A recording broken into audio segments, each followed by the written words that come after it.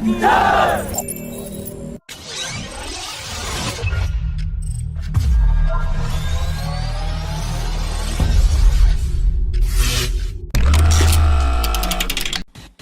Rafale Aircraft Maintenance Repair and Overhaul Facility at the Dassault Reliance Aerospace Limited will be ready by end of 2022, and this new facility will cater to the existing 36 Rafale aircraft of the Indian Air Force, and also to the South Asian Rafale customers in near future.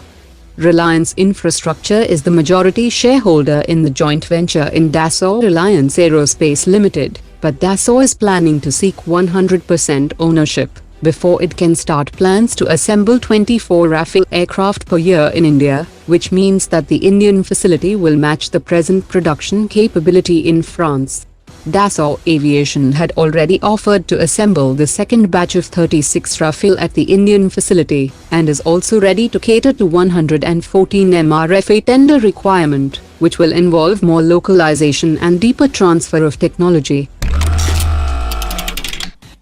The US Army has said that it has received new and renewed interest from Kenya, India and Lebanon in the MD-530 light attack helicopter. There is a chance that India's newly formed Armed Forces Special Operations Division is seeking the MD-530, which is a multi-purpose light attack and reconnaissance helicopter, which is designed to enhance scout attack, armed escort, and close air attack capabilities. The helicopter is 9.8 meters long and 2.6 meters high, and are used for conduct rapid insertions and extractions of Special Operations Forces. It is equipped with HMP-400 pod developed by FN Herstal, that features M3P machine gun, that supports all types of 12.7mm by 99mm NATO ammunition rounds.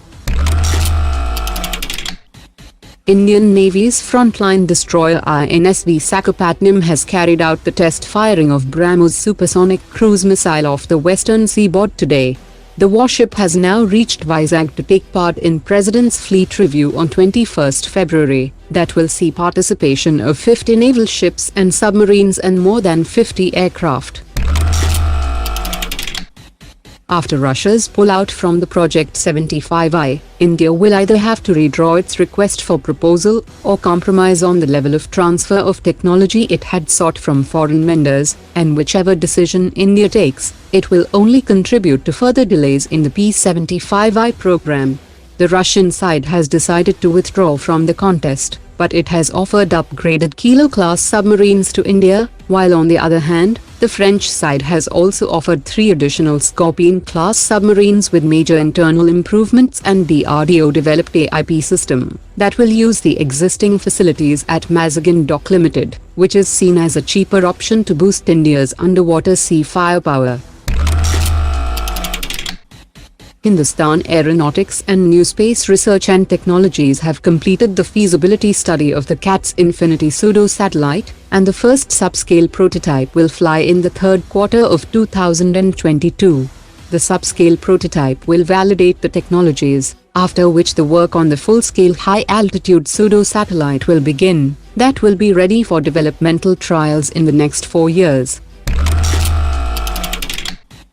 Barely 100 kilometers from the Pakistan border, the Indian Air Force will hold the exercise Vayu Shakti 2022 on 5th March, in which 140 aircraft including 100 fighters and helicopters will participate in multiple war games to demonstrate India's firepower. The Rafale fighter jet as well as the Apache and Chinook helicopters are going to be the main attraction of the event, and India would like to send out messages of combat readiness to the two adversaries.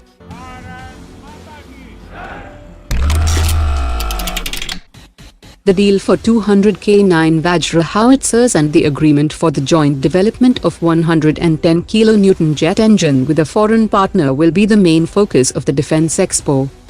Over 900 exhibitors have confirmed their participation for the Defence Expo 2022, that includes more than 100 foreign companies, and officials have said that the US will have the largest presence in terms of foreign exhibitors. India-Africa Defence Ministers' dialogue will also continue this year, as there is a greater interest from African countries, and 27 African countries have also confirmed their participation.